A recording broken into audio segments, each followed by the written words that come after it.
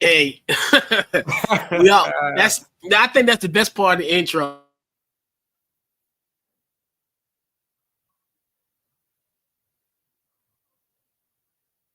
On the show every week for that classic moment. That's about to be 10 years old. It's crazy enough, but yeah, hey. I'm a Falcons fan, man. So I got ties for this show. We got Kirk Cousins on your intro. Going to talk some Michael Vick today. It's dope, bro. Yeah. So we got our special guest in the building. I got Ray. He does his thing with Urban Sports Scene. Also with 1340 AM in Hopewell. Which got HBCU legends. You're all over the place. And yes, what's going on, Ray? How you doing, man? I'm blessed, my friend. Appreciate you for having me on. I guess it's about time. You've been on the Urban Sports Scene multiple times. I've seen you chop it up with my guy, Wole. I've been on with you a few times, and the Commanders are rolling. You know, all the Commanders pies are hot right now, so that includes you, my friend. Yeah, man. And once again, I always appreciate the invite. Definitely huge shout out to everybody. You, Wole, George, Glenn. So tough losses, y'all help me. Sometimes you help me. Sometimes it's like it's like a vent session in a sense. So yeah, I always appreciate what y'all doing out there. And also another thing, what you guys do, you cover MEAC. Yeah. So I know what you guys did during the MEAC tournaments for basketball, and you was a part of MEAC Media Day. So Ray, how was pretty much the feel at MEAC Media Day? Obviously, for those watching out there, this is a big season for the MEAC, not just because Michael Vick and Deshaun Jackson are part of the conference now, but because the conference has a newly formed partnership with the NFL. This is why MEAC Media Day was held in Baltimore at M&T Bank Stadium, as opposed to in Norfolk State, where MEAC headquarters is located.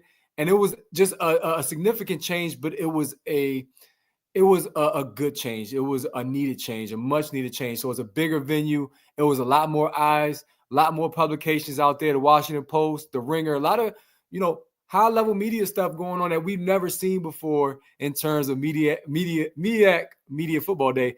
And I just thought that was dope because we haven't gotten the shine. I say we because I am an alum of a MEAC school, not a football school, but still I got MEAC ties and I want to see the conference do well. So seeing that at the Raven Stadium, seeing that partnership that has developed, and we're going to talk a little bit more about how that partnership is going to show itself later on in the season. But that was the biggest thing. All the teams showed up. Everybody looked good. The MEAC is still working through all the exposure because, getting these guys to every media outlet to do the interviews was difficult. But at the same time, I think it was a good look. LaShawn Shady McCoy, I don't know if you saw him. He hosted the MEAC Football Media Day program where he interviewed all the coaches. He just brought a different feel. It was perfect timing, and it's what the MEAC needed. Yeah, man. And you got to give a huge shout out to University of Maryland Eastern Shore. Big up to our guy, right? Yes, indeed. Yeah, for sure. Home pride, cuz. Thanks. All right. So, and we talked about it, kind of just the whole Michael Vick experience. I know when he got hired in December, there was so much excitement going into it, and just even now going forward, there's still such a build of excitement for Michael Vick at Norfolk State. Just talk about just your perspective on the Michael Vick experience so far in the with Norfolk State.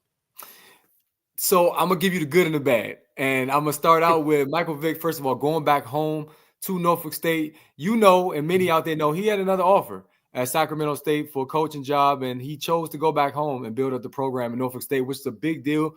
Not just because he's from that area, and that area is just a hotbed for football talent, but because Michael Vick is continuing to work on rebuilding his life, his image. I know a lot of what occurred in Atlanta is now far gone, but still it's something that he continues to do work on in the community. And now going back to his hometown, basically to coach the Norfolk State Spartans, a football program that has struggled over the years. They've had 5-win season since 2012. 2011, they won 9 games, but they have not had a lot of success on the football side. So him choosing that, the money is okay, but it's not money that Michael Vick probably could have made. He could have got more NIL money if he took another job. So taking that job was a big deal. But then he gets started in Norfolk and he has to adjust to the culture. He's got to start wearing the green and gold colors. He's now starting to do that. He completely overhauled the roster. So there was some alum that was saying, look, we want you to be one of us. Come and join us. Come and join the green and gold culture. Start wearing our colors. Start representing. Be part of us. If you see Michael Vick do a Falcons interview, he has Falcons colors. You see him Virginia Tech, he has Virginia Tech gear on. We want to see the same thing in Norfolk. So I'm just going to say, I'm not going to say it's bad, but it was some criticism. Like, we want him to be one of us, not Michael Vick and Norfolk State, but just be part of Norfolk State. So he's working on that. And that's the biggest thing coming into this year. The Michael Vick experience is I'm going to transform the culture. The culture is not one of winning. And we're going to be tough. We're going to be fast. We're going to be explosive. This is the stuff he's been promoting. Obviously, his playing days helped that, but also how he's recruited. Like I said, is a brand new roster. Barely any players from last season's roster are on this year's team. And I think that's a big deal for him because he wants to win. He wants to win now. Norfolk State wasn't bad last season to start, but it was some ugly moments. And Michael Vick is like, forget this. This is a brand new era. We are moving forward. He's got the whole Tidewater areas. They're all supporting him. They know what Michael Vick brings to the table. And now you're not going to just see what Michael Vick brought to the table as a coach. I mean, as a player, but you're going to see what he brings as a coach. And it's going to be interesting. It's going to be some adjustments, but he's doing a great job as well. Yeah. So also, as we talked about the Michael Vick experience, besides that, what are some other storylines to watch for the Spartans team as they kick off in 2 weeks from now? So I know one thing we're going to talk about later is just some players to look out for, but where does success start on the football field, Chris? You already know. We're what trenches. Trenches. Absolutely. Well, quarterback and the quarterback trenches. The trenches is key. The trenches is key. And that's something that any team can identify as a need. They want to make sure up front that you prepared on both sides of the football. But the quarterback position, that's the most visible position in football. And just on August 4th, not too long ago, Michael Vick named his starter, at least for now. And his name is Israel Izzy Carter. And he is a transfer. I believe he played for South Florida last year. Very limited action, but he's somebody who's explosive. Many are saying he's wearing that number 7. He reminds you kind of Michael Vick if you see what he brings to the football field. But right now, Chris, 15 to 20 minutes is all the media exposure we get at Norfolk State. So it's hard to see exactly what they're working on. That's by design. But he looks good. But you also got Otto Kuhn on the roster, who's a holdover from last season. He went to William & Mary, 6'3", has an arm, has some eligibility issues. I'm interested to find out how that quarterback battle is going to work out. We know Izzy has been named starter, but can he eventually step in and play well? We know that he's capable. Could it be due to injury? Or could Izzy have some growing pains because he's still a young guy, redshirt freshman? It's going to be fun to see the quarterback battle. So that's one of the big storylines. Another one is BT. BT is in the building in conjunction with Michael Strahan. They have a production where they're shooting a docuseries. Are you familiar with Coach Prime? You watched that on Prime Video, that docuseries in Colorado. And at first it was at Jackson State. It's going to be very similar to that. They're following him everywhere. They were with Michael Vick and the players at MEAC Media Day. I think, again, that's a great look, not just for Norfolk State, but for the MEAC. And then I mentioned culture. I'm going to keep throwing it out there. That's a big storyline is, can Michael Vick change this Norfolk State football culture into a winning culture? Multiple blowout losses last year and look competitive at times, even scored, I think, 28 points at Morgan State in the first half, but ended up losing that game by 1 point. It's a lot of different things that Norfolk State wants to show that is different. They have a great stadium. Dick Price Stadium can hold 30,000 or more fans, and they want to pack that place out, and we want to see if that culture is going to change. So BT, quarterback battle, and also, we want to see what happens with the Norfolk State football team and this program moving forward. And we talked about, like, as far as quarterbacks wise as well too. What are some other players to watch on this Spartans team? Well, one guy that was at MEAC Football Media Day, he's a wide receiver. His name is Drayshawn Kendrick. And Drayshawn Kendrick, not just that he attended MEAC Football Media Day, usually that's a good sign. When you're one of the players selected to come represent your school and your football team, that means you're going to ball out or you got the potential to ball out. But not just that, he transferred from William & Mary last season, and William & Mary, he saw limited action. However, if you look at his high school numbers, y'all go do the research. This dude rushed for 291 yards in a game. He played both wide receiver and running back, almost like a Deebo Samuel type of player. And he's versatile in limited action last season. I mean, he caught 16 balls, 2 touchdowns, over 200 yards receiving. He shows that he has the ability to perform at the highest level. And now you put him in the MEAC. I just think he's going to be somebody that's going to be scary. He's quick. He's strong. He just has that it factor. You know, when some guys, you look at him, you know they just have it, and he's one of those dudes. Jaden Smith, he's one of the rare holdovers. He's a corner that was on the team last season. He had 70 tackles. Almost 50 of those were solo tackles. He recorded 12 solo tackles, I want to say, at Morgan State. He's motivated. Change the culture. Like I said, now you got a winning program, a winning coach, a high-profile coach around you. I think that's going to change his mentality. I expect big things from him. And lastly, he's not a linebacker. He's kind of a hybrid. He's a DB, can play safety, can play corner. His name is Khalif Jemison. He also was in attendance at MEAC Media Day. He's somebody we know from the MEAC because he balled out at Delaware State last year. And what's funny is he transfers from Delaware State, not knowing, I'm sure, that Deshaun Jackson was going to become their next head coach. But he's somebody that you can move around that defensive backfield, very versatile. I expect big things from him. And that's interesting. I'm telling you about two defensive players. We already talked about the QB receiver.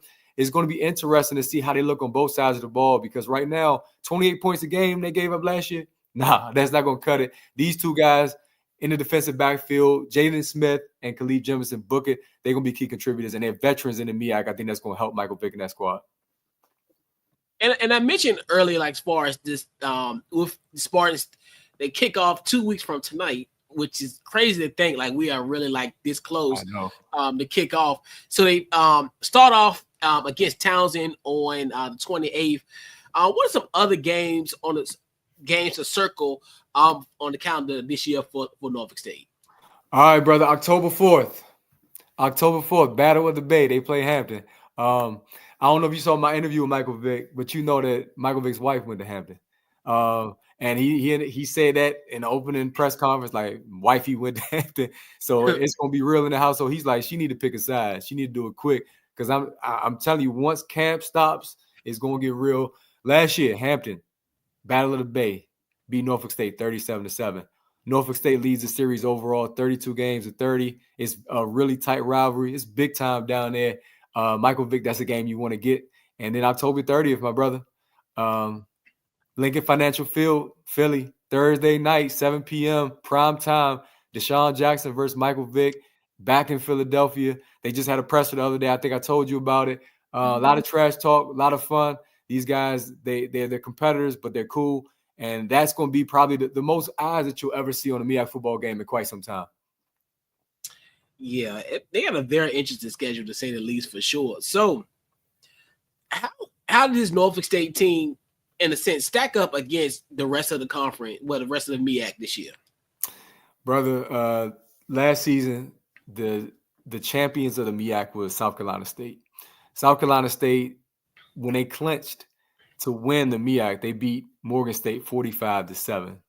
They then go the following week in a game that, look, you could rest your starters at Norfolk State. You already got the MEAC locked up. You go into the Celebration Bowl. They hang 53 on Norfolk.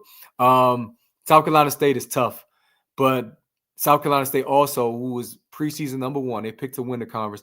They have a ton of turnovers, a whole new team. They got some guys now that are going to have to prove themselves. But Coach Chinnisberry, if you've seen him, he sounds like a pastor. He's like a motivational speaker. He always has his guys ready. Last year, he was criticized early on because he came from Benedict, Division II coach. They're like, man, what are you going to do at the D1 level? You know, you got transfer guys. He had his quarterback, Eric Phoenix, come from Benedict. What'd they do? They go and win a conference. They win some key out-of-conference games, matchups, including Tennessee Tech. Big-time matchups that they have coming up this season. They should have had FAMU last year at home. So I expect South Carolina State to be a tough matchup for Norfolk State. Morgan State, too. Morgan State is a team I cover closely. Morgan State, every year they putting guys in the NFL. Last year, it was Elijah Williams. The year before that, Jordan Tolles. This coming season, I expect Eric Hunter, linebacker for Morgan, to go to the NFL as well, whether it's undrafted free agent or for him to get drafted late round. I think that's going to be a tough matchup. Norfolk State will have them at home, which is a good thing. But Morgan State defense is always one of the best in all of FCS, period. Those are going to be matchups to look out for. And then lastly, North Carolina Central. They got a quarterback, left-handed, Walker Harris.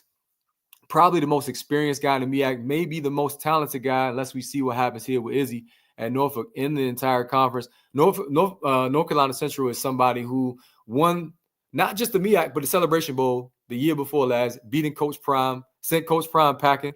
He ended up going to Colorado. And if you know anything about Coach Trey Oliver at North Carolina Central, he's confident. He's already said that this year is going to be hard for Norfolk State and for Delaware State. They might have these coaches, the big names, but they're not ready for what we bring to the table yet. So I think I covered it all. Morgan State, North Carolina Central, and South Carolina State, the defending champions. You gotta keep them in the mix, even though they got a brand new team, brand new roster this season. Yeah.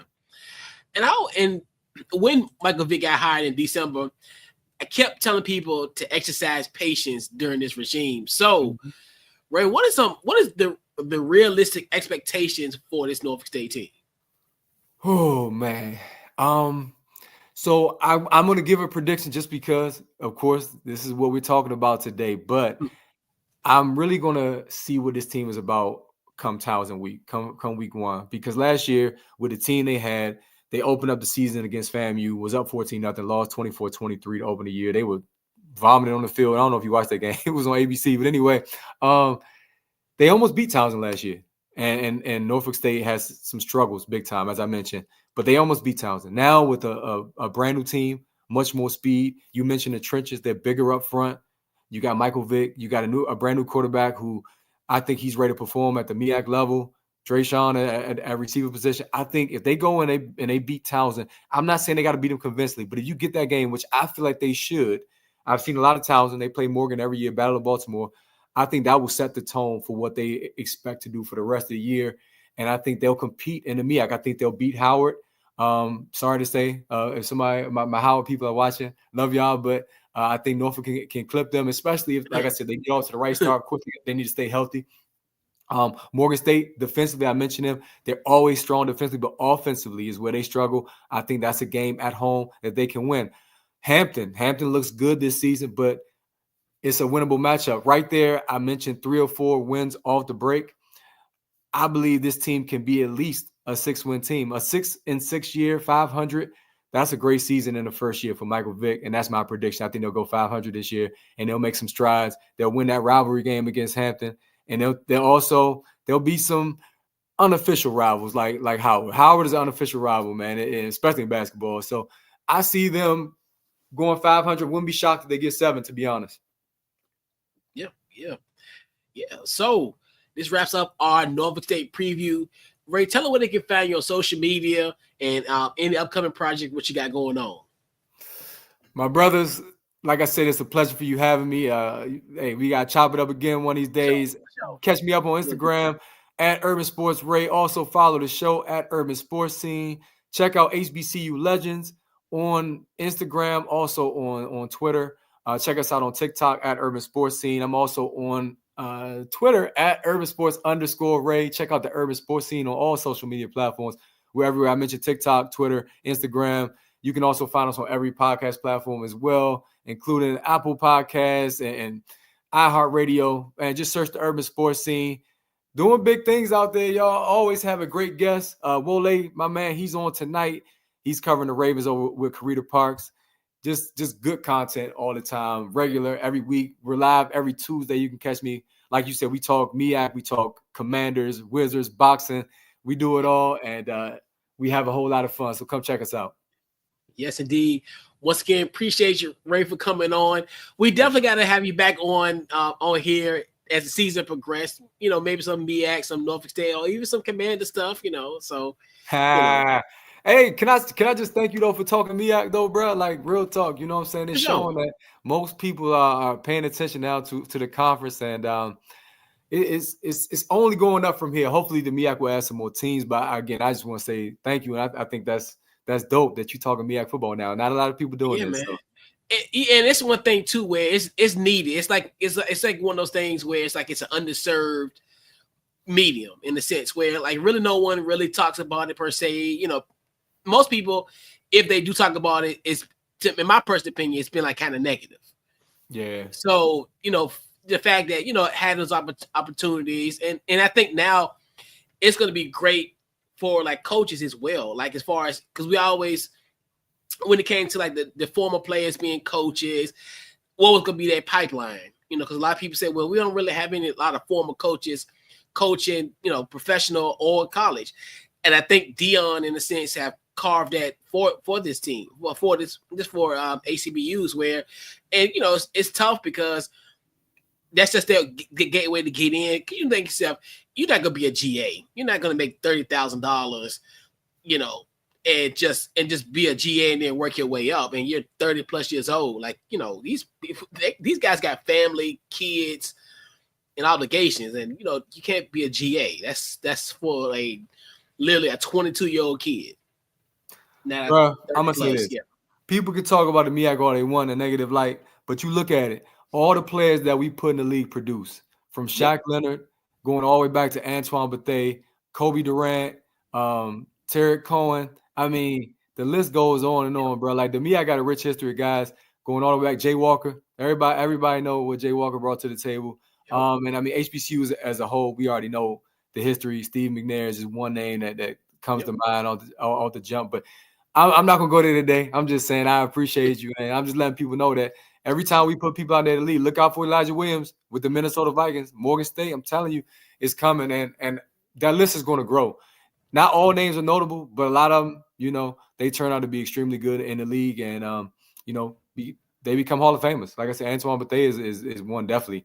He's a baller, and he didn't even have a fair shot coming from Howard. A lot of guys come from the MEAC and always do well. Kobe Durant, I mentioned, he's doing this thing now in the league. MEAC is one of those leagues to look out for, despite how small it is as a football conference. Only 6 teams, but still, the talent is there. With the new coaches, Deshaun, he's still landing transfers. So it's about to get real, man. You better jump on the bandwagon now, fam. That's all I'm telling you. Hey, we here. We on it. Hey, we in the seat. Fasten our seatbelts. We ready for the ride. So yes, indeed. Yeah, absolutely. Yeah. Check us out all season. Yes, indeed. I'll come back. For sure. All right. And once again, appreciate you, Ray, for coming on. Like you said, we'll definitely have you on as the season progresses, man. And just wrap up our Norfolk State preview. And we'll catch you guys on our next one. And we're out.